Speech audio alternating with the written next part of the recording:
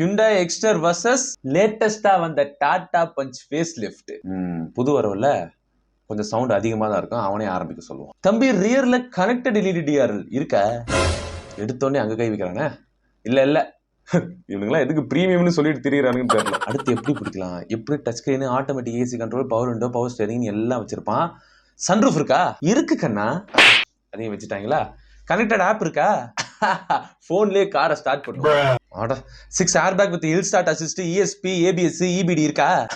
சும்மாவே சேஃப்டில காட்டுன்னு காட்டுவோம். நீ சொன்ன எல்லாமே இருக்கு. இதை தாண்டி 400 mm water wading capacity, 90 degree door opening பண்ணலாம். 90 டிகிரியா?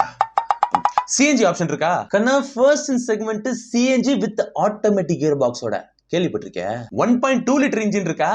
இருக்காவா? 1.2 லிட்டர் வித் டர்போவோட நம்பால டாடா நெக்ஸான் கொடுத்தது. என்னங்கடா இன்ஜின்லயும் விளையாடுறீங்க? ஒயர்லெஸ் சார்ஜர், ஆம்பியன்ட் லைட் இருக்கா?